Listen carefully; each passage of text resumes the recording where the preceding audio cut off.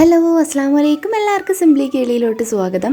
അപ്പോൾ ഇന്ന് ഞാൻ വന്നിട്ടുള്ളതെന്ന് പറഞ്ഞാൽ അപ്പോൾ ഈസി ആയിട്ട് ചെയ്ത് കഴിക്കാൻ പറ്റുന്ന ഒരു സ്നാക്ക് റെസിപ്പി ആയിട്ടാണ്. വളരെ ക്രിസ്പി ആയിട്ടുള്ള, ഉള്ളിൽ നല്ല സോഫ്റ്റ് ആയിട്ടുള്ള ഒരു സ്നാക്ക് റെസിപ്പി ആയിട്ടാണ് വന്നിട്ടുള്ളത്.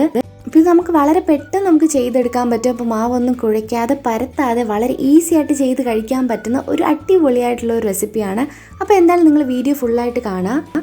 പിന്നെ നമ്മുടെ ഗീവ് അവേ നടക്കുന്നുണ്ട്, അതിൻ്റെ കാര്യവും മറക്കണ്ട. അപ്പം വീഡിയോയിലോട്ട് പോകുന്നതിന് മുന്നേ നിങ്ങൾ ആദ്യമായിട്ടാണ് ഈ ചാനൽ കാണുന്നതെങ്കിൽ നിങ്ങളുടെ റൈറ്റ് സൈഡിൽ ഇതുപോലൊരു സബ്സ്ക്രിപ്ഷൻ ബട്ടൺ ഉണ്ട്, അതൊന്ന് പ്രസ് ചെയ്യുക. അപ്പോൾ തൊട്ടടുത്തൊരു കുഞ്ഞു ബെല്ലൈക്കൺ വരും, അതും പ്രസ് ചെയ്തിട്ട് ഓൾ എന്ന ഓപ്ഷൻ കൊടുക്കുക.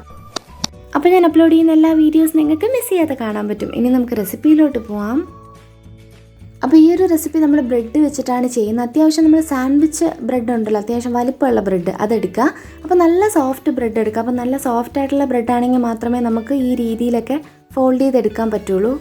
അപ്പോൾ സോഫ്റ്റ് ബ്രെഡല്ല, നമ്മൾ ഫ്രിഡ്ജിൽ വെച്ച ബ്രെഡാണ് അല്ലെങ്കിൽ വാങ്ങിയപ്പോൾ കുറച്ച് കട്ടിയാണ് അങ്ങനെ തോന്നുന്നുണ്ടെങ്കിൽ 1 മിനിറ്റ് ഒന്ന് ആവി കയറ്റിയതിന് ശേഷം എടുത്താൽ മതി, നല്ല സോഫ്റ്റ് ആയിക്കോളും. അതിനുശേഷം നമുക്ക് ഇതുപോലൊന്ന് പരത്തിയെടുക്കാം. അപ്പോൾ ഇങ്ങനെ പരത്തണം എന്ന് നിർബന്ധമില്ല, പക്ഷെ പരത്തി എടുക്കുവാണെങ്കിൽ നമുക്ക് കറക്റ്റ് ഷേപ്പിന് തന്നെ കിട്ടും.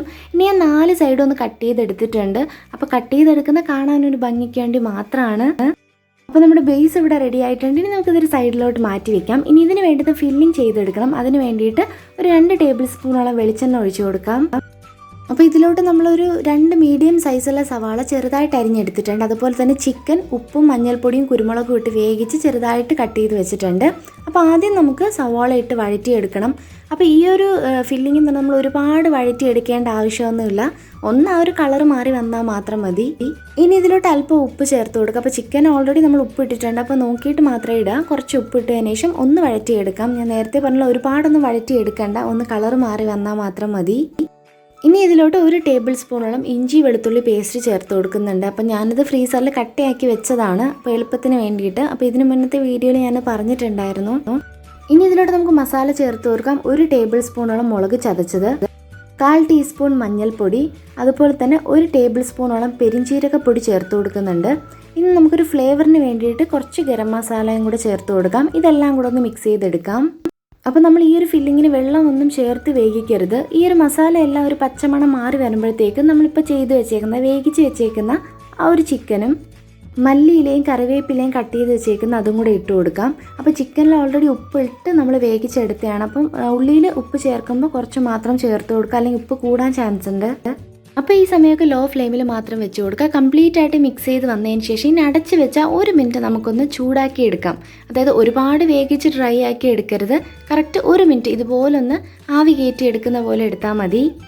അപ്പോൾ നമ്മുടെ ഫില്ലിംഗ് ഇവിടെ റെഡി ആയിട്ടുണ്ട്. ഇനി നമുക്ക് തണുക്കാനായിട്ട് മാറ്റി വയ്ക്കാം. അപ്പോൾ ഇത് തണുത്തതിന് ശേഷം മാത്രം നമ്മൾ ആ ഒരു ബ്രെഡിൽ വെച്ചിട്ട് ഫോൾഡ് ചെയ്യുന്നതാണ് ഏറ്റവും നല്ലത്. അപ്പോൾ അത് തണുക്കുന്ന സമയം കൊണ്ട് ഞാൻ ഈ ഒരു നമ്മുടെ ബ്രെഡ് 4 സൈഡും ഒട്ടിക്കാൻ വേണ്ടിയിട്ട് മൈദയുടെ ഒരു കൂട്ട് ചെയ്ത് വെച്ചിട്ടുണ്ട്.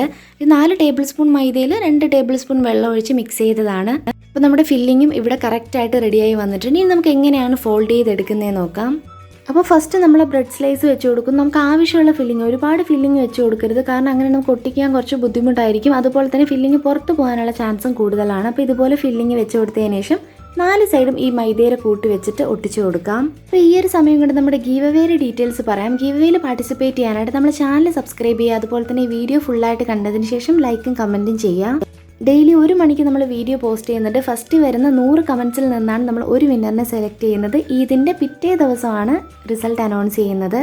അപ്പോൾ അത്രയേ ഉള്ളൂ, മസ്റ്റായിട്ട് എല്ലാവരും പാർട്ടിസിപ്പേറ്റ് ചെയ്യുക. അപ്പോൾ ഇതുപോലെ ഞാൻ എല്ലാ സൈഡും ഒന്ന് കൈ വെച്ചിട്ടൊന്ന് പ്രസ് ചെയ്ത് കൊടുക്കുന്നുണ്ട്. അപ്പോൾ പെട്ടെന്ന് തന്നെ ഒട്ടിക്കിട്ടും. അപ്പോൾ ഇതുപോലെ തന്നെ ബാക്കിയുള്ളതും കൂടെ നമുക്ക് ചെയ്തെടുക്കാം. അപ്പോൾ ഇവിടെ എല്ലാം ഞാൻ ചെയ്തെടുത്തിട്ടുണ്ട്. ഇനി നമുക്കിത് ഫ്രൈ ചെയ്തെടുക്കാം. ഫ്രൈ ചെയ്യാനായിട്ട് സാധാരണ വെളിച്ചെണ്ണ തന്നെയാണ് ഉപയോഗിക്കുന്നത്. നാടൻ റെസിപ്പീസിനെല്ലാം വെളിച്ചെണ്ണ യൂസ് ചെയ്ത് പൊരിക്കുന്നതാണ് ഏറ്റവും നല്ലത്.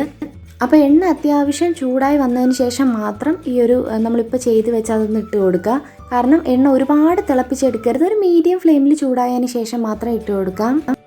അപ്പോൾ ഇവിടെ ഒരു സൈഡ് നന്നായിട്ട് മൊരിഞ്ഞ് വന്നിട്ടുണ്ട്. അതായത് നമുക്ക് എത്രത്തോളം നന്നായിട്ട് മൊരിയണോ ആ രീതിയിൽ മറിച്ചിട്ട് കൊടുക്കാം. പെട്ടെന്ന് തന്നെ മൊരിഞ്ഞ് കിട്ടും. അതുകൊണ്ട് തന്നെ മീഡിയം ഫ്ലെയിമിൽ ഇട്ടതിന് ശേഷം ലോ ടു മീഡിയം ഫ്ലെയിമിൽ ഇട്ടിട്ട് മൊരിച്ചെടുക്കാം. ഇപ്പോൾ ഇവിടെ നമ്മൾ ഒരെണ്ണം ഫ്രൈ ചെയ്തെടുത്തിട്ടുണ്ട്. നല്ല അടിപൊളിയായിട്ട്, അതായത് ഗോൾഡൻ കളറാണ്, അതുപോലെ നല്ല ക്രിസ്പിയാണ്. പുറം ഭാഗം നല്ല ക്രിസ്പിയും ഉള്ളിൽ നല്ല സോഫ്റ്റുമാണ്. ഇതുപോലെ തന്നെ നമുക്ക് ബാക്കിയുള്ളതെല്ലാം ഫ്രൈ ചെയ്തെടുക്കാം. അപ്പോൾ ഈ ഒരു റെസിപ്പി എല്ലാവരും മസ്റ്റായിട്ട് ട്രൈ ചെയ്ത് നോക്കുക. തീർച്ചയായിട്ടും നിങ്ങൾക്ക് ഇഷ്ടപ്പെടും. അപ്പോൾ വീഡിയോ ഇഷ്ടപ്പെട്ടാൽ ലൈക്ക് ചെയ്യാനും കമൻറ്റ് ചെയ്യാനും മറക്കരുത്. Stay at home, stay healthy. Thanks for watching. See you in another video. Assalamu alaikum. Assalamu alaikum. Assalamu alaikum.